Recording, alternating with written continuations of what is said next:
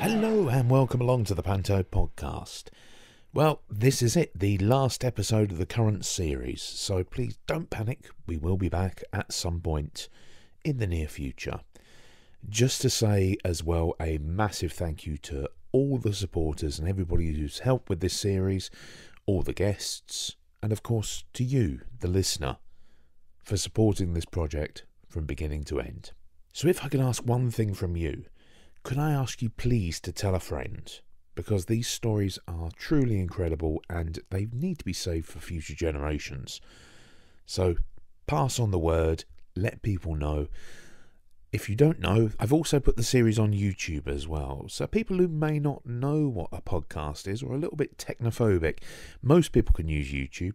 And along with that, you also get subtitles. So for the hard of hearing, it's completely accessible for everybody. So there's no excuse. Why aren't you listening? Tell them. Anyway, back to this week's episode. My guest for this episode is Dame, writer and master of various theatrical jobs, Brad Fitt.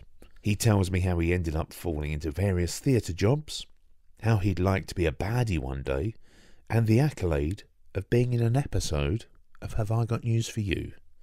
So please, for the final time, for the moment, sit back and enjoy the latest Panto podcast. My guest for today's Panto podcast is Brad Fitt. Hello, sir. Hello, Hayden. How are you? We've been chatting away for ages, and we're backstage here at Theatre 7. What are you doing here then at the moment? Christmas Panto in 2020? What's going on? No, I know. We're one of the few, aren't we? Well, back in August when they postponed, I was supposed to be doing Beauty and the Beast this year, which was my 10th year here at Theatre 7.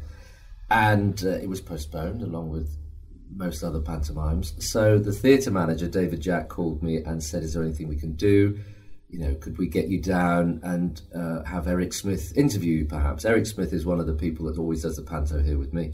He's the breakfast show presenter on BBC Radio Shropshire. And David Jack said, why didn't you just come down and let Eric interview you and we'll do a couple of shows or something? And I thought, well, that might be all right. But then I started thinking, and I thought, well, I'll write a show maybe. I'll write this show. So I wrote a show called, ultimately I called it We'll Have to Do It Again Then, Won't We? Which is the line from the end of the part of the Ghost gag. And it's just like it's not about me per se. Well, it is about me to begin with. It's about how I got into Panto and how my love of Panto came about. And it's anecdotes that I've been told over the years and stories and a bit of history and throughout the show, I start as me, so I start as Brad. People don't, I walk out and they don't know who I am because I look so different as a dame to normal life. And, well, clearly, but I change my shape and everything. And so I walk out as me, and then over the course of an hour and 15 minutes, I sort of transform. The stage is sort of like my dressing room, so the audience are there, they see the face go on, they see some guests, and by the end I'm the dame, and I then go into the opening that I would have done this year had it been on, because back in March, obviously, when we were all getting used to the new normal of constantly washing our hands and stockpiling toilet paper, because I write pantomimes as well, it was a goldmine, wasn't it? A daily briefing from the government. A goldmine for somebody that writes jokes. So, it's a chance to use those jokes, and it's a little look back at pantomimes gone by and the performers of the past. It's sort of, I suppose, it's like an homage, really, to pantomime. What was your first panto experience then, as a child?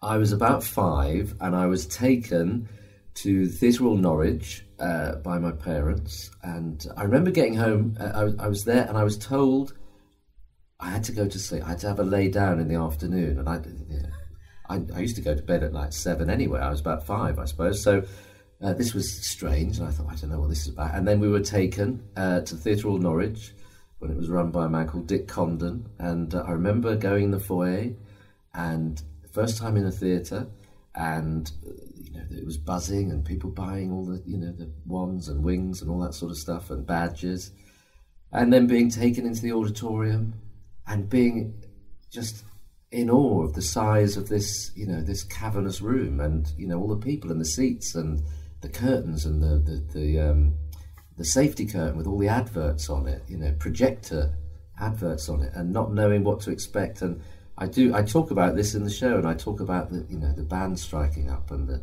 curtain going up, and just I still remember it all today. I remember the song they sang, and I remember the opening, and I remember being amazed and just eyes like saucers and standing out. And that was it for me. That was 40 odd years ago, and I can still remember the song. It was London is London, and I sort of remember the opening, and I remember parts of the show.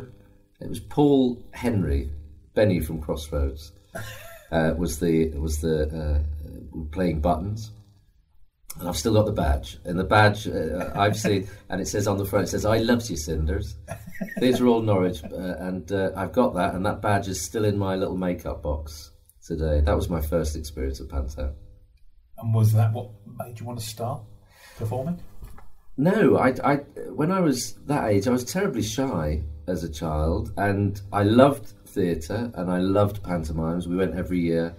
I never thought about having a career in theatre because I was so shy, and I just thought, well, that's it. I can't stand up and do that.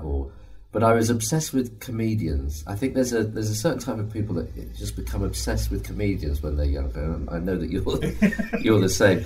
When I was 10, I had my I was in hospital having my appendix out, and I was on a ward, and I was in for, I don't know how long I was in for, quite a while, because there was some complications and stuff. But there was a boy in the next bed to me who had a gran that used to visit him, and she would always come and say hello to me as well, because I was in the next bed.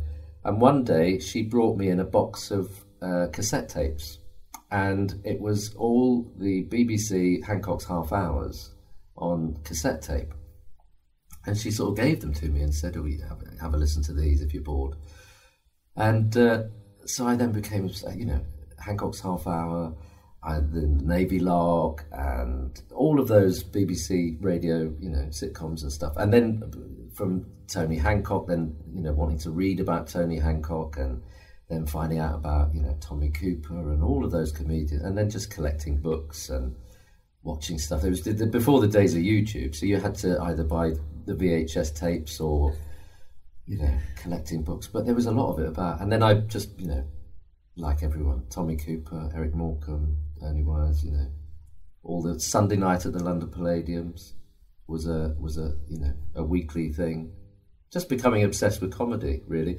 But then when I was at school, I left school. I still didn't know what I wanted to do when I left school.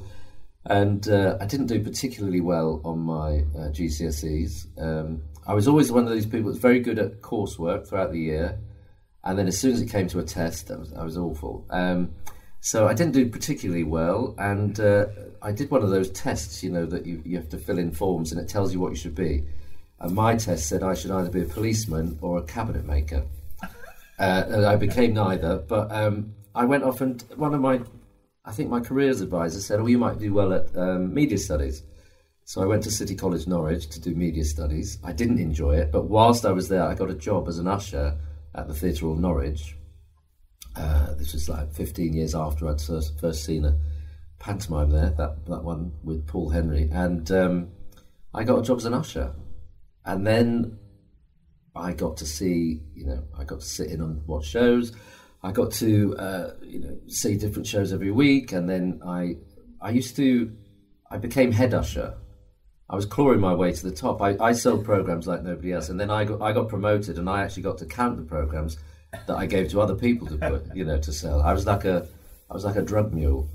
And one of my jobs was I used to sit in a little booth in the foyer of the Theatre Hall Norwich, and I used to have a board behind me, and I used to have to advertise the following week's show. So I'd put up 3 posters and a row of leaflets. That's all you could fit in this board.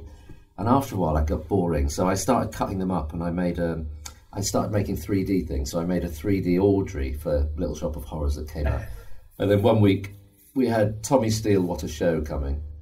And he was sort of stood there on the front of the poster with his legs slightly open in a sort of a jazz handy type pose. And I cut about 20 of these out and made a kick line, and with string and paper clips and stuff like that, you could pull a little string at the bottom. They all did a high kick. And the theatre manager, a man called Ian Ross, saw this and offered me a job as an assistant to the prop maker for that year's pantomime. So I fell into, I was sort of doing this usher job before I went to college, and then I fell into becoming a prop maker for pantomime. And then I started making props, and it was for Aladdin. This was 92, I think. And the show was Aladdin, and I made, I loved it. I was, making Aladdin's lamp and trifles and rubber ducks and all that sort of stuff. And then the day that I finished being a prop maker was the day that the cast, they'd all been rehearsing in London, and they came to Norwich to then do the technical rehearsal on stage. And the ASM, the assistant stage manager, was taken ill. And because I'd just finished being a prop maker, they said, do you want to be the ASM for the season? So I fell into becoming an ASM, and that's when I discovered that there were other jobs in theatre. You could work backstage. And then that's where I thought, I can do this, because I'm backstage. I'm part of theatre, but I'm not out there, putting it out in front. So I became an ASM. I started doing that, and it was the show. We were in the technical rehearsal, and the dame, Widow Twankey, was Christopher Biggins. And for some reason, at one point, he was dressed as Tina Turner. He had sort of this Tina Turner wig and this little sort of frilly skirt. And I remember we stopped for lunch in the technical rehearsal, and Biggins said to the director, he said, do you think it would be a good idea if I have the lottery hand? You know that it could be you.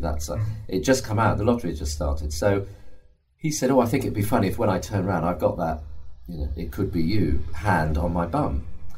So I heard this, and everyone else went off for lunch, and I thought, right, I'll go so I was so excited. I just wanted to work, and so I went and got a ticket. I blew it up on a photocopier. I stuck it on a piece of perspex. I cut it out, the shape of the hand.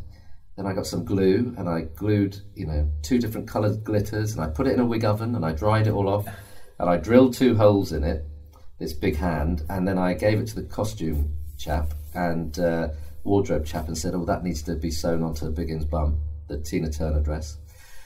And then I went off and I grabbed a sandwich, and I came back, and we started again, and Biggins was in his dress, and he walked down and he said to the director again, he said, and don't forget, when I turn around, we'll have the hand on my bum.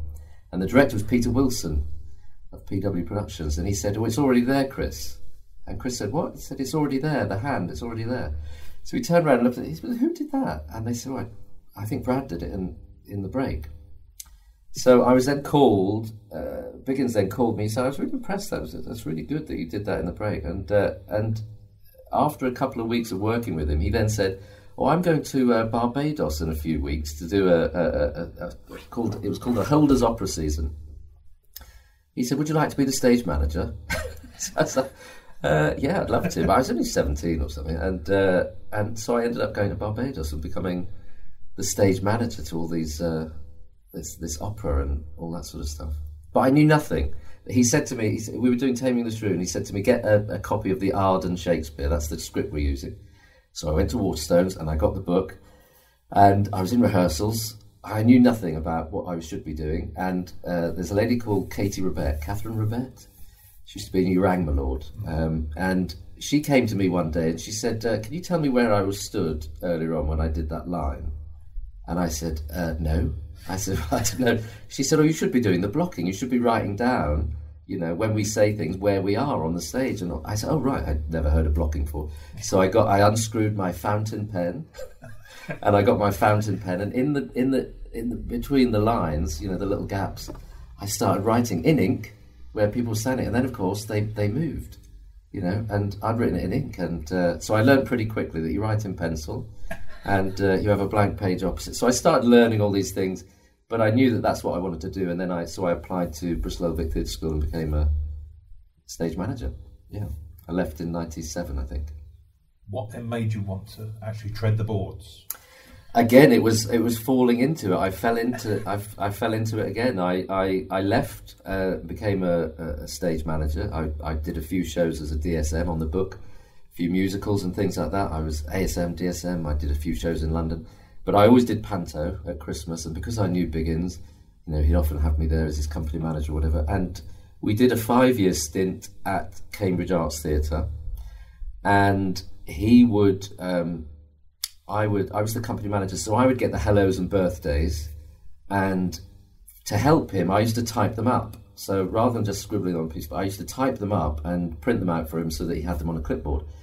And if I saw something funny, I'm not going to be able to think of something now, but if I saw something like, you know, that I could make a joke about, I might write it in on the board for him. So it looked like he could say, we've got this large party, blah, blah, blah, do a gag, big laugh. And he came off and he said, I like those little jokes you keep putting in. He said, you know, go for that. If you've got any others. So I started offering, you know, ideas for him when he walked on. You know, I said, when you walk on, you could sing this, or, you know, punchlines. And so I started doing bits and pieces like that because he used to write them, direct them, and play Dame. And then we did 5 years there, and once he'd finished, he was going to move on. And the theatre manager at that time was the same guy, actually. Ian Ross was then running the Cambridge Arts Theatre.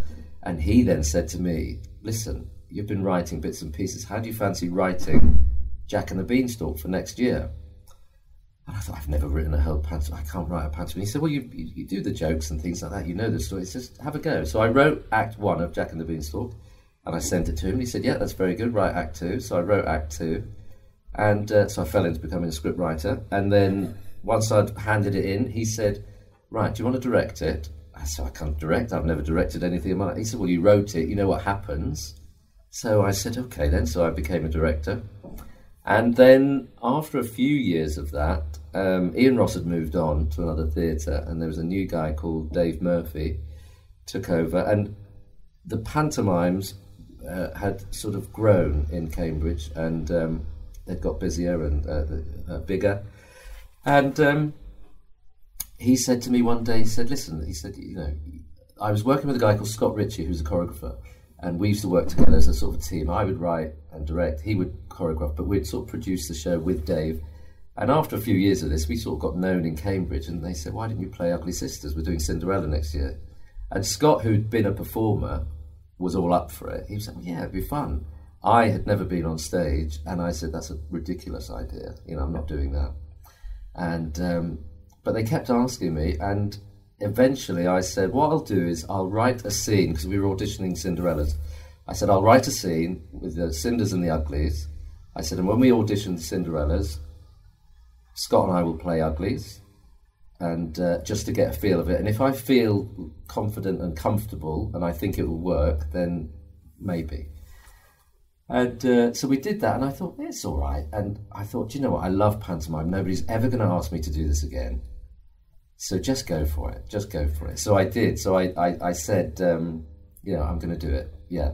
So we were Dolce & Gabbana, and that was the first time I'd ever been, the first show I ever did was the first time I'd ever been on stage in front of an audience. And we made our audience from the back of the stalls, 2 little doors at the back, and we came down straight on stage into a number. And the chap that was stood with me, a guy called Nigel from Cambridge Arts Theatre, he said, are you okay? I said, yeah, why? He said, I can't see your neck. My shoulders were so high up by my ears. And then it was just like the cue light went and I was on stage, and that was it. And then I got Biggins, actually, I bumped into him when I said that, when it was out on the posters and stuff, that I was doing this. Because he was all up for it. He said, oh, I think it's brilliant that you're writing and directing the show. But then when I was the Dame as well, an Ugly Sister, I bumped into him in St Martin's Lane. And he said to me, he said, what's this I hear about you playing an Ugly Sister? I said, well, yeah, but they've asked me. And I said, well, I'm going to give it a go. I'll never be asked again. I said, why? He said, I think that's a terrible idea. And I said, oh, why? He said, well, there are actors that could do it. And so then I felt awful about it. I said, oh, God, yeah, there are actors that could do it. But that was too late. I was on the poster. And then I did it. And then I remember doing the first show or the press night or something. And I was living in London at the time. And I'd gone home that night. And it was a Sunday, maybe it was a Sunday. And no, it was definitely a Sunday. And I woke up and there was a lot of missed calls on my phone. And I thought, why is all these missed calls? And I was looking at it. And as I looked at it, Biggins called. And I answered it. And he said, well, I'm going to have to come and see you now, aren't I? And I said, why is that? He said, well, you've got a review in the Sunday Telegraph. Says you're one of the best Ugly Sisters they've seen this year. And he did, bless him. He did come and see me, and he said, "I take it all back," and that was it. Like Billy Dainty said, if you ever put a frock on, you're half good. You'll never get out of it. So that was it. I've been in. Apart from 1 year where I played buttons, I've been a dame ever since. How was that? I thought it was going to be. Well, to begin with, I was just shocked that Paul Hendy, who I work for now, Evolution. You know, I knew it was coming, Cinderella, and I thought, right, well, it's coming. I'm going to have to. I'll talk to Paul about it, because I'd done it once before, and I know that, you know, any ugly sister will tell you it's so important that the chemistry is right with who you're working with, because you're a double act, you know. And so I phoned Paul and I said, listen, you know, when I'm next year, Cinderella, I'd like to have a bit more involvement, and can I talk to you about who it is? He said, well, mate, the thing is, mate. He said, the thing is, mate, he said, I don't want the audience to boo you. I said, oh, right. I said, what, do you want me to be a nice ugly sister? He said, no. He said, I think you should be Buttons or Dandini. And it sort of shocked me, really, because I'd never thought of it. And he said, I just don't want you to be an ugly sister. He said, you know, you're loved there in Shrewsbury, and, you know, I think you should be Buttons or Dandini, whichever one you prefer. And I thought about it, and I thought, well, if I'm going to be one, then it's going to be Buttons, because I'm not going to, you know, I don't want to be, you know, playing to the Prince or whatever. So I thought, well, I'll be Buttons. At least then I can still talk to the audience and do everything. And I was petrified, to be honest with you, because it would be the first time I'd been on stage without makeup, without a wig, without a funny costume. It was just me. And so I was petrified. But looking back, it was one of the most enjoyable ones for me, because it was so different. And I loved it. I loved it. I don't know if it comes round again, whether I'll be young enough. But I loved it. I loved it. What about the pathos? I love doing that. The pathos bit is, you know, I rewrote some of the bit with Cinderella, where you ask her to love, you know, you tell her you love her, and da-da-da. And we put a song in, and I do like that element of pantomime. I love it. I did Mother Goose here 3 years ago, I think, and that's a great one for it, you know, because you go through all of the emotions. Hamlet for dames, isn't it? Yeah, it was fantastic. I loved that. That was a brilliant one, because I like that moment where when I did Buttons, I had meeting people after the show, ladies particularly, said, you had me crying. I was crying. I thought, well, that's it. That's what it's about, you know. Fantastic. I loved it. I loved the pathos. When you were creating your dame character, then, where were you getting your influences from? Oh, I wear a padded suit as a dame. There it is, hanging over that chair there. And the reason I wear that is because when I first played An Ugly Sister, myself and Scott Ritchie, who was the guy, he's now a producer, but he was about 6'1", I think, and I'm 5'9". There wasn't a huge difference, and I said we need a difference here. So I wore flat shoes, and I wore a padded suit, and all of my wigs were squat, and they sort of came out the side. Whereas we put him in heels and very thin and tall and huge, sort of Marge Simpson type wigs, just to give that sort of difference. And then I sort of stuck with it. I had for a couple of years, I sort of changed my makeup. I might change the colour of my makeup depending on the show. I remember one of the first Jack and the Beanstalks I did, I wore little gold glasses, what are they called? Little rimless glasses. But the first couple of years, and then I sort of landed on this, I wear red and blue eyes, and that's it now. I sort of stuck with it. But I suppose people I'm looking at, you know, I love all those people like Les Dawson, Damien Williams, you know, all of those blokes in dresses, really. There's two types of dames. So you've got your very glamorous, you've got your Kerry Duprees, who are, you know, glamour personified, and then you've got Kerry lent me a few years back here. I was doing a show, and I needed a couple of wigs for something. I can't remember what it was, and I phoned him and I said, it was Peter Pan. I said, Kerry, I need some wigs for Peter Pan. have you got anything that you're not using? He said, come down. So I drove from here to Kerry's place. If you've ever been, it's like it's like Borovik's fabric. It's unbelievable. I mean, glitter and jewels and sparkles everywhere. And we went into one of his front rooms, which was jam-packed with stuff, and he pulled these wigs out, and I said, that's perfect, that's all I need. He said, take some jewels. I said, I don't wear, he said, well, for the walk down. He said, he wanted to give me these sort of Swarovski crystal necklaces and bracelets and earrings and stuff. And I said, I don't really wear jewellery, Kerry. He said, oh, wear it for me, please, wear it for me. So to appease him, I took it, but I never wore it. I'm sorry to say, Kerry, if you're listening, because it just, I don't wear earrings or stuff like that. I've never worn gloves. A lot of people wear gloves. I just sort of, it's a bloke in a dress, but mumsy at the same time. Is there anything of the family in your dame? My family? Yeah. If I wear a dark wig, I look like my grandmother. But other than that, no. My mum and dad and my two brothers. I was born in Norfolk, and when I was tiny, they always used to laugh at me because my mum and my dad and my two brothers have got broad Norfolk accents, and I never really had one. They would get me to say things. They would say things to people like, "Oh, Brad, say chicken." I'd say chicken. They say, "Ain't he funny?" And say tomato, and things like that. And my brother has got a very strong accent. He said, "Are you all right, Brad? Are you still working in the theatre?" But I never really had it. I just sort of had this.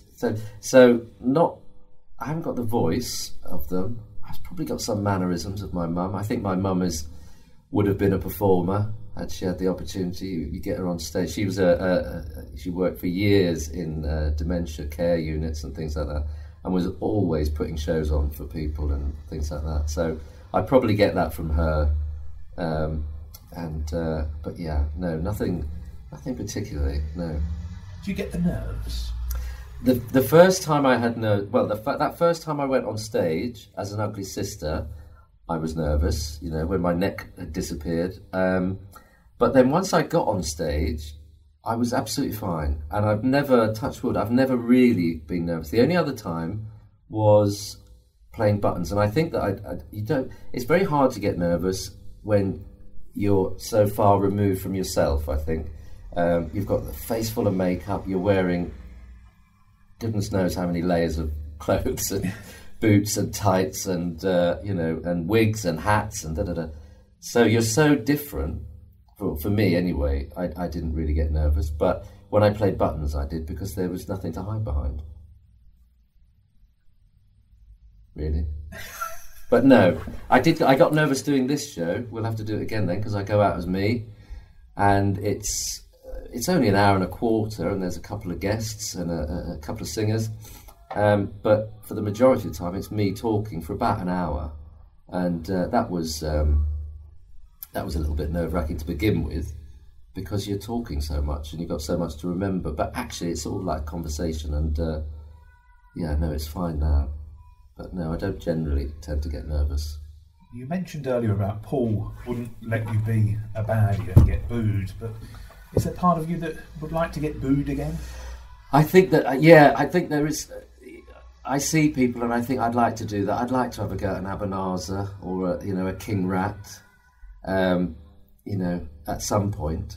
Yeah, maybe, if they'll let me. Give it a twist. Give it a twist, and maybe later on in my career, if I'm still doing it. I think it would be fun to do that and have a go at it, yeah. I've seen some fantastic people. I mean, one of the best, that first show I was telling you about in 1992, Aladdin with Biggins, Abanazar was Victor Spinetti. And he sort of taught me, I talk about this in the show, he sort of taught me to act. There was a bit in the show where he and I would find ourselves sat next to each other in the wings, and one day he turned to me, and I was waiting to go on and clear up all the trifle mess from the slosh scene with Peter Simon, I believe, and Victor was about to go on and do the cave scene, and we would be sat there, and one day he turned to me and said, "What do you want to do with your life, Brad? What do you want to..." And I said, "Well, I think I'd like to be a stage manager." And he said, well, he said, I don't know anything about stage management, so I'll teach you how to act. And he said, tragedy, he said, is easy. Anyone can do tragedy. Comedy, that's the hard part. And so he taught me about comedy, and he told me about how to do things, and, you know, and every show he would sit and talk to me about acting and things like that. So I learned a bit from him. I don't know why I started talking to you about this. What was I talking about? What was the question? What was the question? What's the answer? But anyway, Victor, so Victor taught me to act, and I told that story to a man called Michael Nielsen once, who was here. He did Peter Pan with me here. He was Captain Hook. He was a lovely Captain Hook, and he said to me one day, he said, well, where did you train, Brad? I said, I trained as a stage manager, to be honest, but I said, if you're talking about acting, I said, Victor Spinetti taught me to act. He said, yes, Victor, wonderful actor, terrible teacher. That's what we were talking about, being a villain. Oh yeah, being a villain. No, I'd like to one day. I'd like to. I think you have a lot of fun. Yeah, I'd like to be a villain. Was it different, the reception you got from buttons from the audience?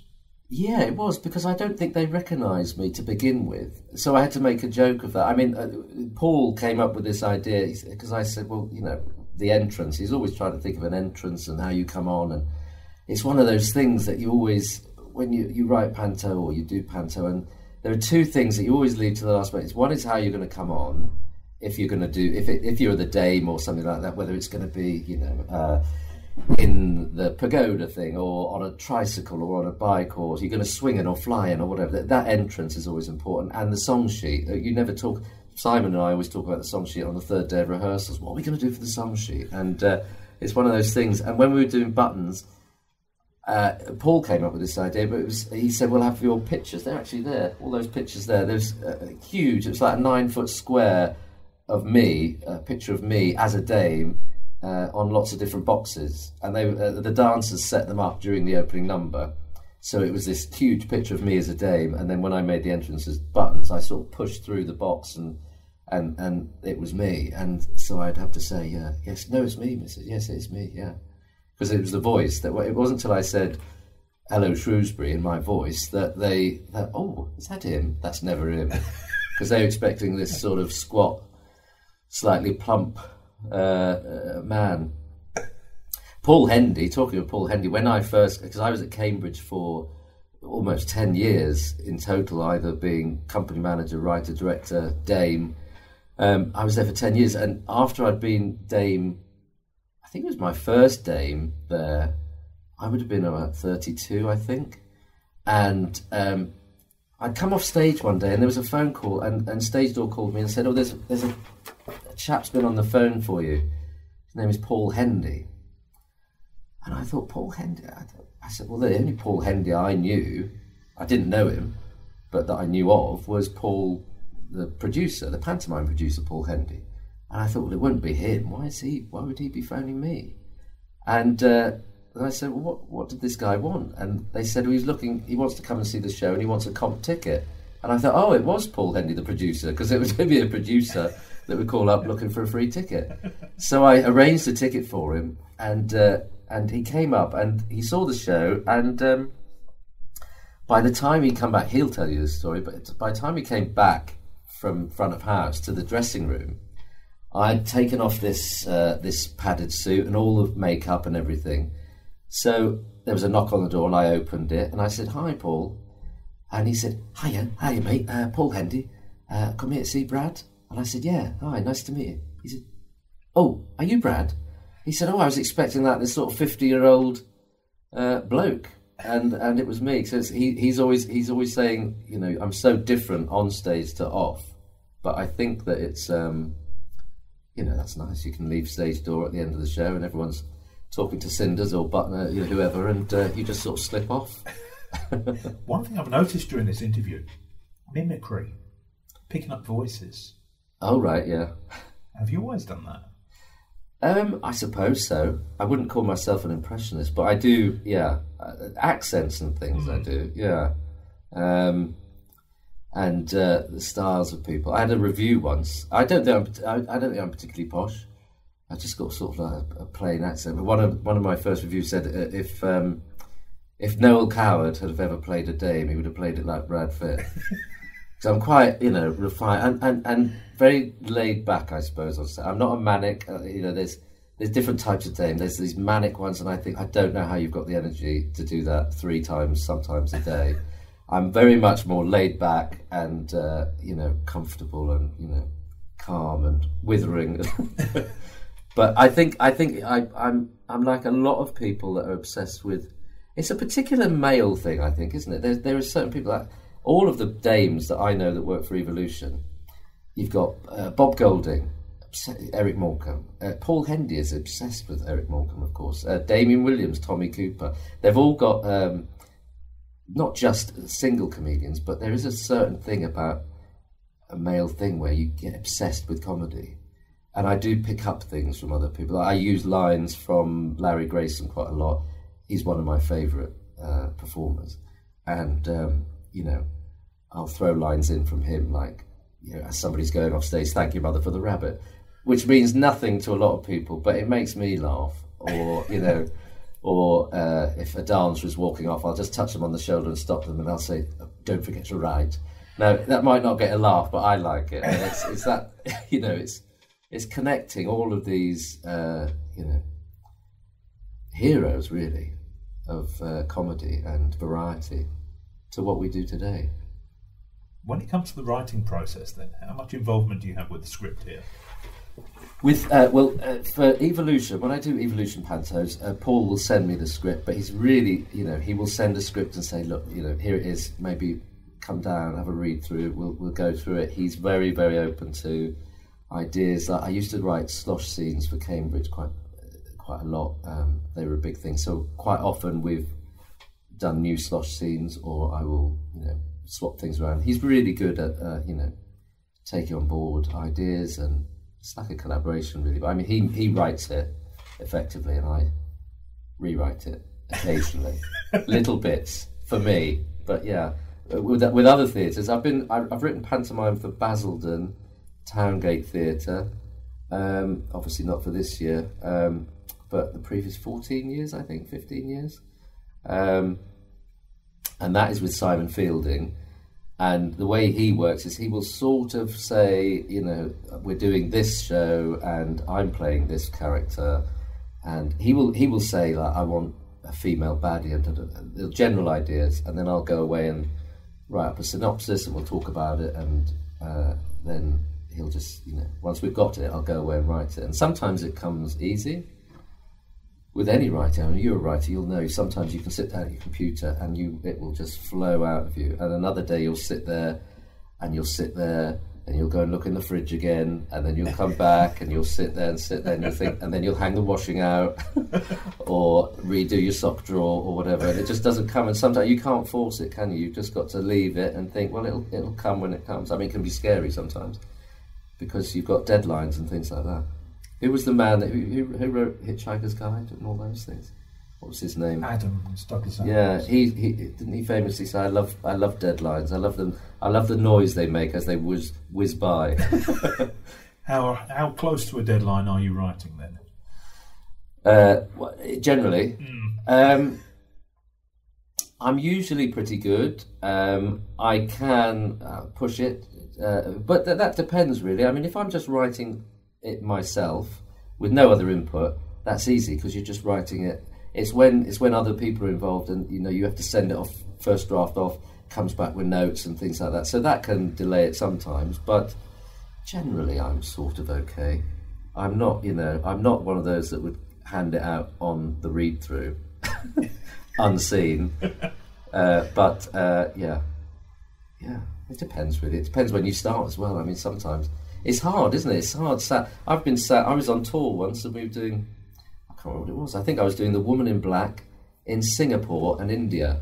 And I was in Singapore in March or something. I can't remember what it was. But I remember sitting by a swimming pool on the roof of a hotel in Singapore, baking hot, sat there with my laptop trying to write funny things for Christmas. It was difficult, isn't it? The thing is with pantomime, though, it is a 365-day job. Yeah, absolutely. I think that's why it's thrown it out this year for a lot of people. I mean, I'm completely thrown my whole internal clock or whatever. Boxing Day, what is it today? 29th today, isn't it? Yeah, so Boxing Day, a few days ago. I was completely off. Christmas Eve wasn't so bad because I think I'd been at home for the lead up, and then Christmas Day, it was all new. I haven't been at home for Christmas Eve or a Boxing Day in 28 years. You know, I've always done a panto, so I've always either got home on Christmas Eve late and left at 6 o'clock in the morning on Boxing Day. So Boxing Day, particularly to this year, I was just restless. I was up and down, and I was, I felt like I had to be somewhere. And it was strange. The Boxing Day was really strange. So yes, this year has been particularly bad because you have those markers, don't you? You have markers of the photo shoot and the decision on what it's going to be, and the read through and the tech and blah blah blah. And they've all gone this year. They've all gone out the window. So we've sort of been afloat really. But yeah, it's been nice being home for Christmas, but I wouldn't want to do it again anytime soon. Think of all those poor families who've had to endure comedians at home. Oh gosh, yeah, and I'm putting the bins out, nobody's clapping, and it's been awful. But and also I felt in the way. I was talking to Matt Danes, who's a performer. You might know him. He was one of my guests the other day in the show, and I said to him, "I've just felt in the way." You sort of, because you're not normally there, so it's a different Christmas for you, and it's a different Christmas for the families. Not that it's lovely, it's been lovely being home, and but we have been home since March. And what did you do during your lockdown? We became quite good. We live on the coast, North Norfolk, and we had quite a few people coming up to North Norfolk in lockdown, so it was quite busy. So actually, what we ended up doing was getting in the car and coming inland a bit and going off on hikes. I've got 3 boys, Alfie, Riley and Toby, and we would pack up lunches and our stuff, and we'd go off hiking, and we did amazing. They walked 15 miles and stuff, and we'd stop for picnics and swimming in rivers and stuff. It was really good actually. We went bike rides and we did a lot of outdoor stuff, but I think it helped the weather this year. I mean, if the weather was bad this year, it would have been awful, wouldn't it? Created great memories. We did a lot of stuff like that, created good memories, got a bit fitter, and walked the dogs, and we did homeschooling. I did the homeschooling. Day one, we decided that what we would do is, because I work from home generally anyway, either writing or producing or a tour booking or whatever I might be doing that day, we decided that I would teach in the morning. So I would do 9 till 1 with breaks, and then my other half would do the afternoons, not teaching, but looking after them or whatever, so I could do some work. And so started day 1, 3 boys, all in different grades at school. Day 2, I took an inset day, and day 3, I bought 3 Google Chromebooks and set them up on Google Classrooms. We did do the teaching and stuff, but by Jove, I take my hats off to teachers. Tiring, especially with 3 of them at different levels and all wanting your attention at the same time. I mean, it was tough, but it was good. Thank goodness for Joe Wicks, gave me half an hour in the morning to get myself together in the staff room. Did they give you much input then for pantomimes? The boys? Yeah. I'll try things out on them. I'll try jokes out on them and things and see if they're funny, and not necessarily saying, do you think this is funny, but I'll do something and see what their reactions are. It's interesting to see the things that children laugh at and the things that they find funny. Boys particularly, I suppose. I mean, we just had Christmas obviously, and they had their stockings and full of their stockings were thinking, and one of their things was this little bag that said on the front, "Bag of farts," and when you squeezed it, it made a Trump sound, and we just knew that out of all of the things in that stocking, which was jammed, that would be the thing that they laughed at the most, and it's still the thing they're still carrying around and playing with. But finding out what kids laugh at and how to make kids laugh, I do use them. The other half isn't so good at that. Doesn't really, doesn't laugh at anything. that I do. And I always say, people pay to hear this. People pay good money for this, Going back, though, to when you were in that hospital bed, yeah. You said you were listening to Hancock and things like this. Yeah. Any memorable sketches that stuck with you over the years? From Hancock, goodness me, Hancock. I loved all those. I loved the Blood Donor and the Radio Ham and all those, famous ones. But the ones I liked were the ones like, oh gosh, I forget the name now. Is it Sunday Afternoon at Home? It's something like that. And they're just sat in a room, and it's Hancock and Bill Kerr and Sid James and Hattie Jakes, and it's Sunday, and it's raining, and they're just talking. There's no sketch about it. Hancock's just, and then he's sort of like, and he's just sighing, and you can imagine it. And I love those shows that paint a picture. And he's looking at the wallpaper. I don't know if you know the sketch. He's looking at the wallpaper. He said, "Look at that wallpaper. Look at that shape. You can see the wallpaper." And he's like, Bill Kerr's like, "I can't see it." He said, "No. Look. Follow my hand. There. You see it? You see? No, I can't see anything. Oh, forget it. You wait till you want me to see something." That's all of those silly things. And they're just waiting for the pub to open, and they're bored. And then the vicar comes round, and there's nothing happens in that episode at all, but it's just funny because it paints a picture, and I love all those. I love that type of thing. What else? We were talking before this started, weren't we? All the YouTube now you can find anything. Back then, I would record things on VHS and watch things. A lot of my comedy or my heroes are that much older generation. Norman Evans does is it Norman Evans, the dentist sketch? I think it's Norman Evans. It's he does a sketch.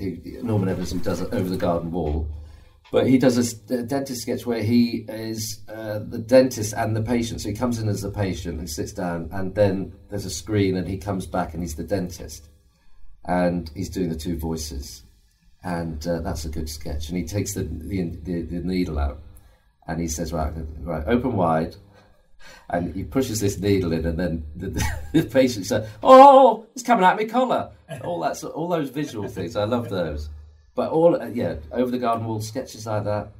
I love all of those old, generally northern comics. I think there's something about that, even though I'm not northern, I'm born down south. But there was something about Jimmy James, Frank Randall.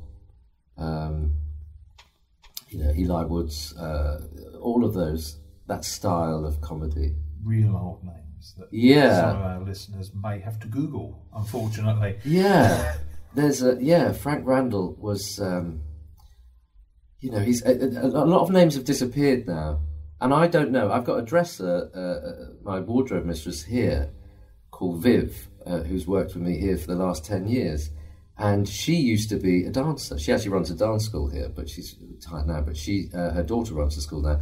But she did pantomimes years and years ago. And I will talk to her in the dressing room. I don't know how old Viv is. I'm not going to say on air. But she will say to me, "How do you know these people?"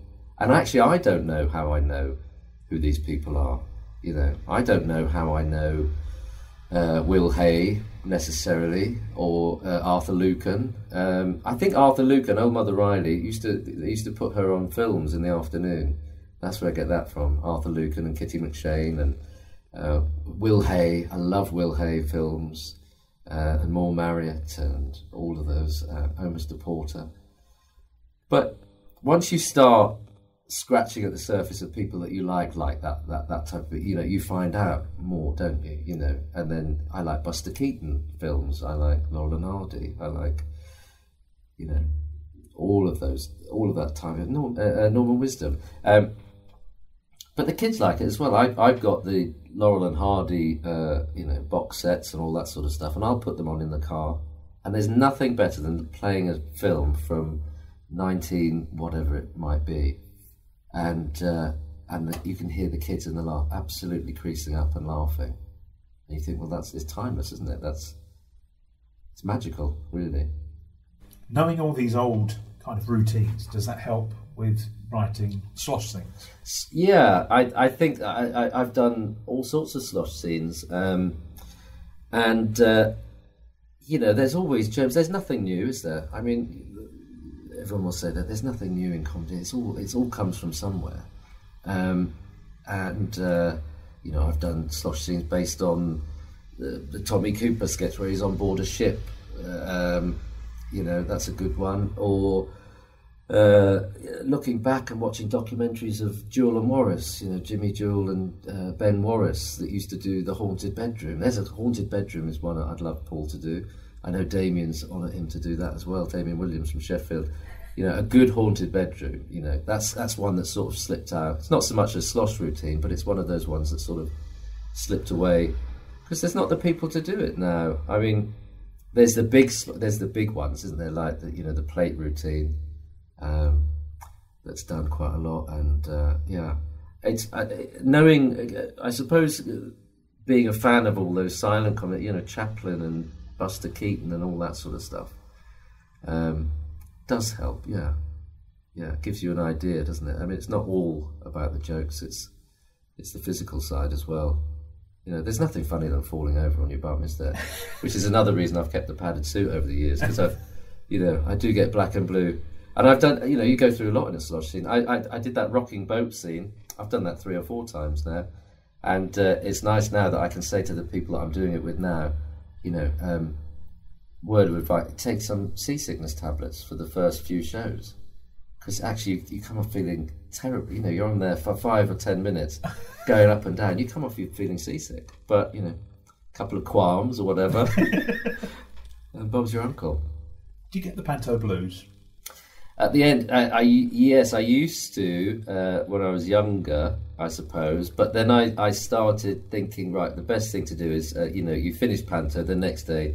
Certainly before we had children, I'd be on a plane. I'd go away for a couple of weeks on holiday, and straight away, and that would help, because it can be, because like I said earlier, you do 7 weeks of 2-3 shows a day where you're coming out a wall of sound and it's laughter and it's Christmas and it's lovely and and then it finishes, and then you pack up and you go home and it's January and it's grey and it's cold and it's wet, and like I said earlier, you take the bins out and there's nobody there to say brilliant, well done, fantastic. So yes, you can get the blues, but then you just get straight on with the next project or job. Or people, I remember, in your early days, you finish a job and you become like a family with those people for that period of time, and you'll leave and you'll think, oh God, I'm going to miss you so much. But as you get older, you realise that in this business, you will always see those people. You're always going to bump into the same people, and you do meet up and you end up working together and you see them out and about. So,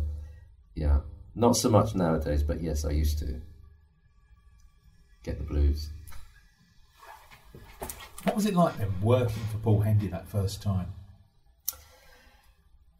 It was interesting because he'd phoned me. He'd been to see me that year in Cambridge, and I think it was the last day and of that run.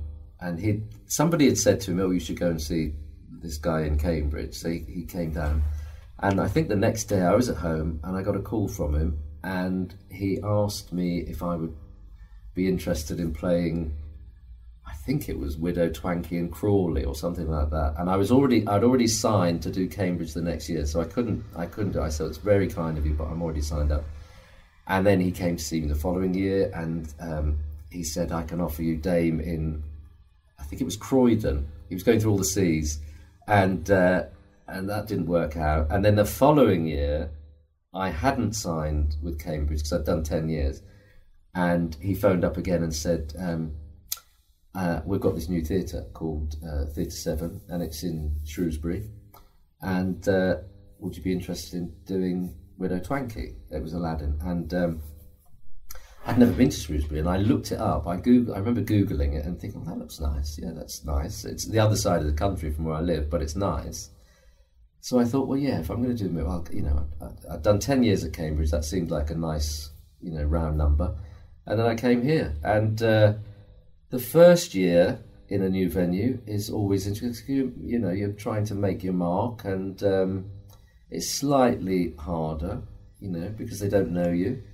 But it was good. It was he let me direct it because I'd been directing in Cambridge, and I said, "Is there anyone else in the cast?" And he said, "No, there is no." He said, "There's nobody else." Well, he said, "There is one person. His name's Eric Smith, and he's the local radio presenter." And my heart sank a little bit because I thought, "Oh, right, well, you know, he'll be just, you know, wheeled in because he's going to talk about the show every morning for 6 weeks and do free advertising." And then so I came down, I met Eric, and we became great friends. And he's great. He's one of those people. His character has evolved over the last 10 years, and Paul and I have managed to sort of build him up into this, I wouldn't say foil or butt of my jokes, but he's just that character. He's always Eric Smith. I will always call him whatever character is. When I first meet him on stage, I'll be like, "Oh, hello, Baron." But then as soon as I've called him Baron, he's Eric. Doesn't matter what he is. Eric, come here, Eric, you know. And but he's built up, so it's really nice. It's been nice working for Paul. It's been nice building up, you know, doing 10 years here, because you become part of that show. All around the country, there are different people that are so integral, can't say it, to that pantomime, and it's great. Not that it's easier, not that you can sort of sit back on your haunches and think, well, you know, I'm not going to give it anything, but there is a shorthand in you and the audience, because there's already a relationship there. There's a shorthand that they know who you are, and you don't have to build up that character anymore. It's been great. It's been lovely. Have you ever missed a performance? Never. Touch wood. Never. No. I've never been off.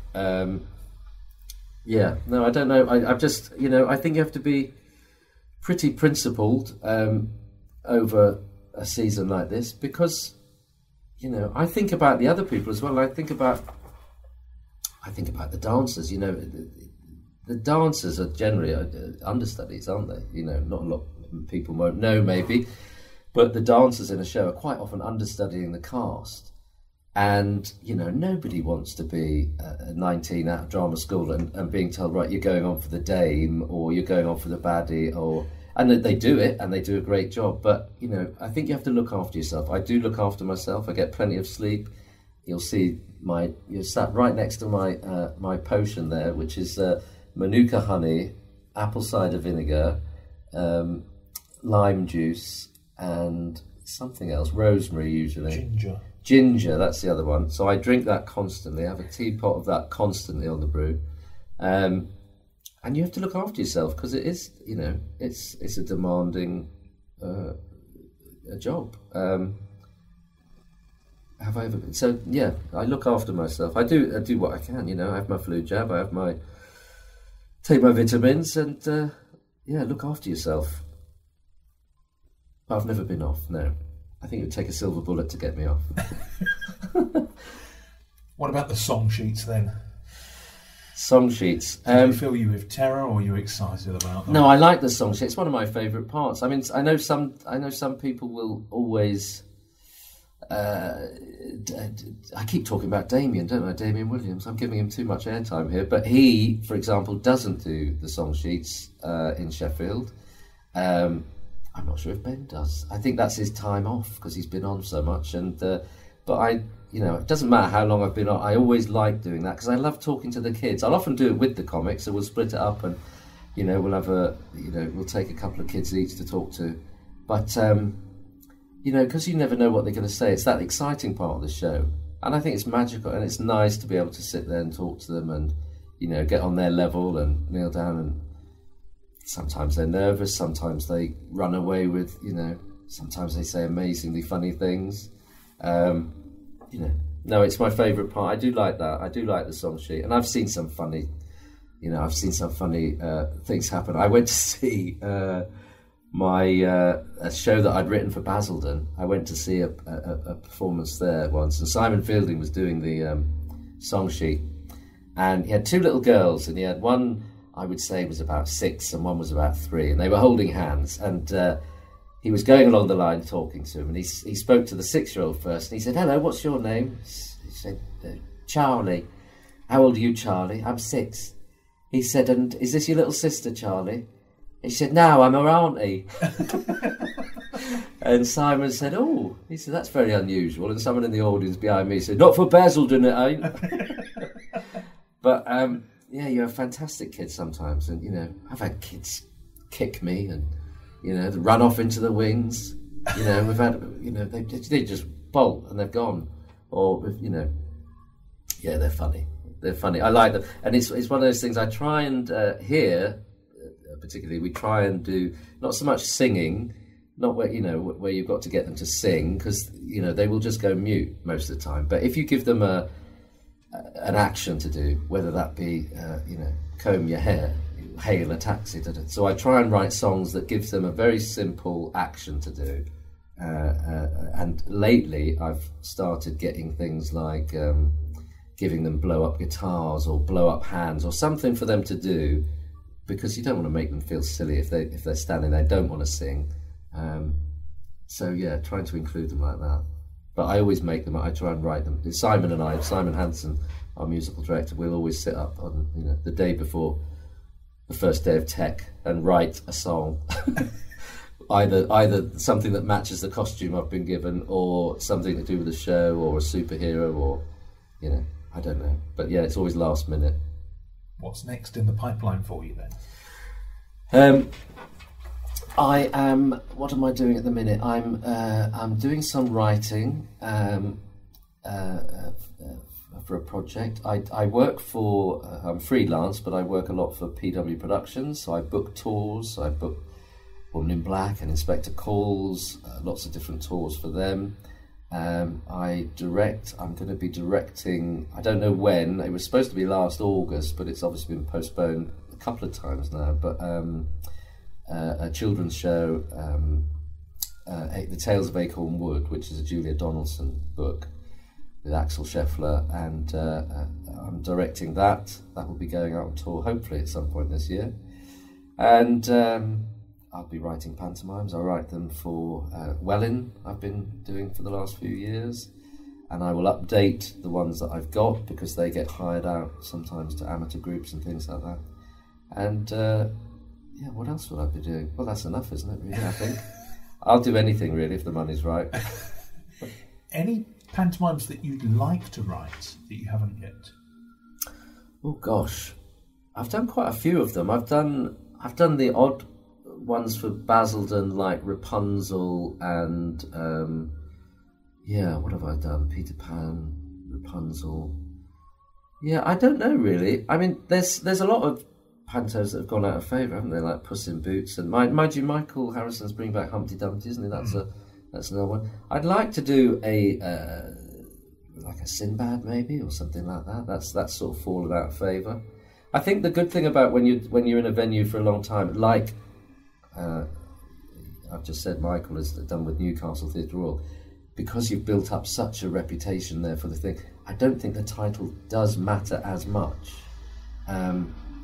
If you've got the team behind it, I'm not saying people go and see anything, but you can afford to, take some chances with titles, much like Beric used to do in York with his various titles, and it'd be nice to see some new titles, because they're all basically the same story, aren't they? Other than Cinderella, I'm not doing myself out of work here, but other than Cinderella, I suppose, which is slightly different, they all have a sort of they have a dame character, an old man character, a love interest, a thwarted love affair, somebody gets kidnapped and they have to, overcome evil, song sheet, walk down. But yeah, so I think people should experiment a bit more with the stories, maybe. It was Paul said that pantomime is basically Star Wars, or Star Wars is a pantomime. Did he? Yeah. It's very profound for him. You have the obviously the good guy, the evil, the baddie, and the two sidekicks. The two sidekicks, and it really stuck with me that. Yeah. Star Wars is basically a pantomime in space. I've never thought about that. I've never seen Star Wars. Nor have I. My three boys, they're desperate to see it, and they bought. They kept saying, "Can we see Star Wars? Can we see Star Wars?" So we bought them the disc set, and I thought, well, I've never seen it, and let's just put the first one on. Now, the first one apparently is it the fourth one? The fourth one. So I put the first one in, and within 5 minutes I was fast asleep. And I said to somebody else, they said, what did you start with? I said, I don't know, it was Liam Neeson. Oh, you shouldn't start there, don't start there. Well, I'm not going to start at 3 and go back.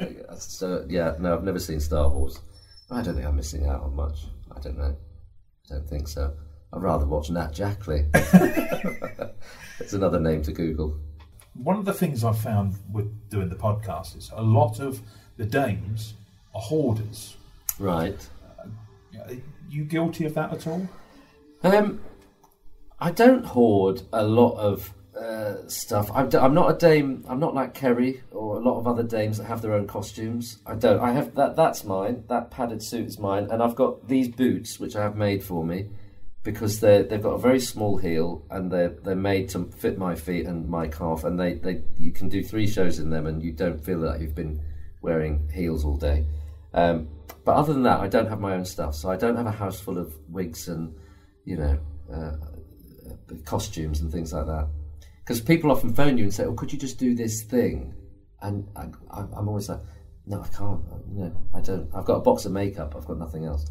I used to keep posters and programs, and I have got programs in, but I would have like 5 or 6 and things like that. So I've thinned all that out. I've got one from each show as a record in the filing cabinet.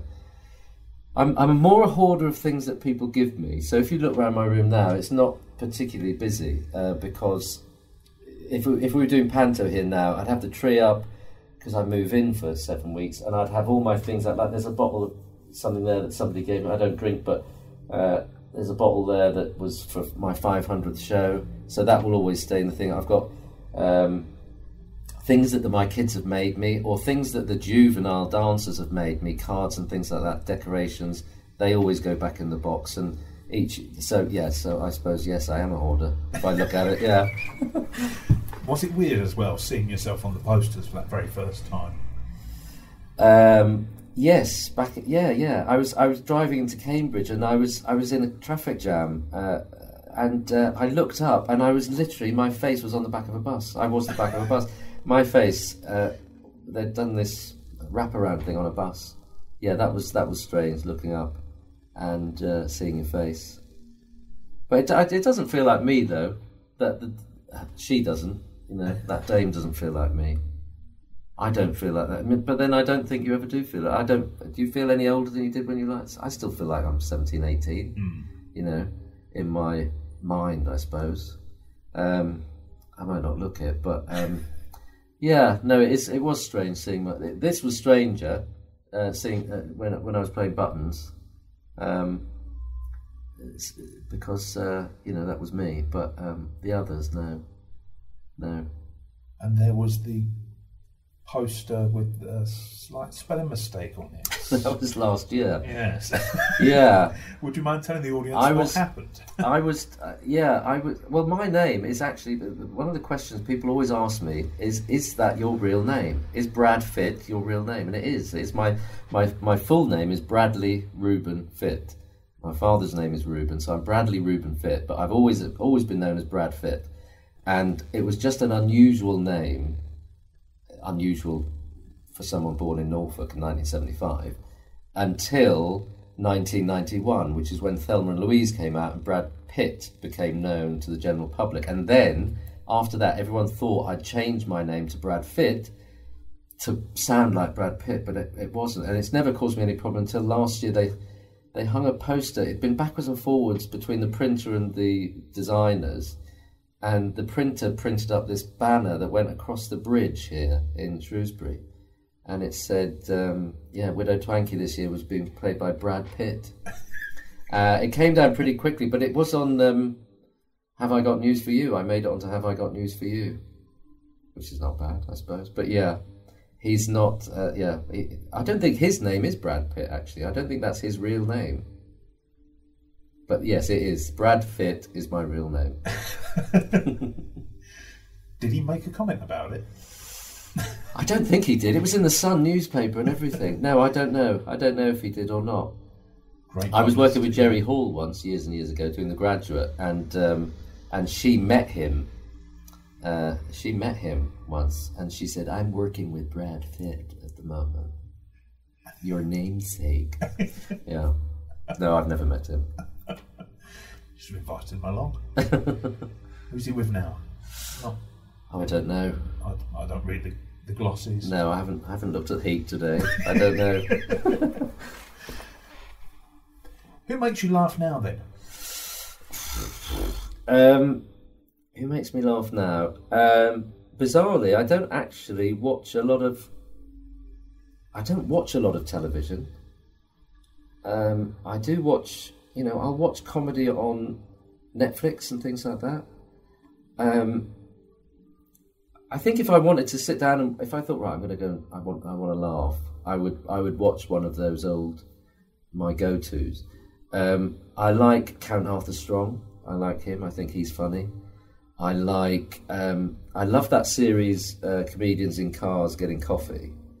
I love that with Jerry Seinfeld. That's great because it's someone different, and it's nice. It's interesting that to learn about the art of comedy and how different people work. And Ken Dodd always, Larry Grayson. But then I'm going back again. Nowadays, I don't know if I could tell you a name. Well, Count Arthur Strong. Who's the guy? Tim Vine. Tim Vine. The other guy in that show that does Would I Lie to You? Lee Mack. I think he's very good. I think he's funny. Yeah, I don't Ricky Gervais, I like his stuff for different reasons. He would not like laugh out loud, but yeah. I like discovering new people. I like discovering, when you go down those YouTube wormholes and you'll watch somebody and it takes you on to somebody else. And I like discovering. Only a couple of years ago, I'd never ever heard of Bobby Thomas, Bobby Thompson, the Little Waster. I'd never heard of him because he was such a Northeast comic, and I'd never heard of him. And I sort of found this video of him in a working men's club. I thought, he's genius. He's amazing. He's got these stories where he's talking about, during the war, and he's talking about phoning up Chamberlain to ask what's going on, and Chamberlain's wife answers the phone and says, "Hello, lady of the house." It's always, "It's Nevin." She says, "Oh, is that you, Bobby? Hang on, I've just put a pan of chips on." And and all this stuff, and you think, geez, that's so, that's alternative comedy. We grew up, you and I are the same age, I assume, and we grew up through, all that Alexi Sales stuff and, alternative comedians. There's nothing alternative about them. That you look back at these people, that Bobby Thompson was doing it, talking about phoning Neville Chamberlain and Neville Chamberlain being out on his bike, picking up coal and all that sort of stuff. You think these sort of flights of fancy. Yeah, I'd always, if I'm looking to watch some comedy, I always go back. What would be your advice then for any up and coming performers? Just get out there and see as much as you can. I learned more by, I worked backstage as a stage manager. I was very lucky because I got to sit in the wings and watch people do it. Actually get out there and watch people do it. Victor Spinetti, Christopher Biggins, Henry McGee, King Rat, I saw, fantastic. Nicholas Parsons was brilliant. Dora Bryan, I've seen so many. George Sewell, all these old people. I watched Larry Grayson from the Wings do his old time music hall show. When I was working at Theatre Hall Norwich, he came along and did this thing called Larry Grayson's Old Time Music Hall, and he was my idol. And one of the things, I was working on the crew, and one of the things was that the crew said somebody needs to collect Larry from his dressing room in the interval and take him to the stage, because it was a year, I think, before he died. He was a bit unsteady. And Act 1 was all of these old dancers. I remember them turning up. All these men and women in their late 60s, early 70s in Astrakhan coats and things. And they all turned up. And Act 1 was all music hall songs. And it ended with all of these old hoofers doing sort of a Lambeth Walk medley. And they all had the pearly kings and queens and the white feather boas and stuff like that. And that was how Act 1 ended. And the stage manager said to me, Will Hill from Norwich Theatre, he's still there, he said, oh, somebody needs to collect Larry from his... I'll do it, can I do it? So I went and, Mr. Grayson, you know, who is it, Flash? And I went in, I said, I'm here to take you to the stage. And he took my arm and we walked down the corridor backstage at Theatre Hall Norwich to go to the stage. And there were white feathers all along from the guys from earlier. And he looked at me and said, what's been going on here? Looks like it's been a cockfight. But I was supposed to be working, but I just watched him, and the way he was so comfortable talking to an audience, and you know, it's all that sort of conversation, like he's talked to one person. But that's how he started, wasn't it? He started by, I think it wasn't his mum, was he? He was adopted, but he called her his aunt, I think, and they were the only house with a telephone on that street. So everyone from the street used to come in and put 2p in the box and talk and have all their phone conversations. And that's where he got all of his, you know, well, you will. Well, I think it's a brown bread. And all that, well, you will. There's an R in the month. And, oh, my hair wants washing. And all that from Larry Grayson was from him listening to all these women and that lovely conversation. So I've learned more, I think, by watching. So I would say get out there and watch as much as you can. And absorb it. You'll find stuff that you're drawn to, that you should, you know, work on, and you'll find stuff, well, you think that's not for me. And you're always learning. You're always learning. Do you ever feel like you were born in the wrong era? Yes. Yeah.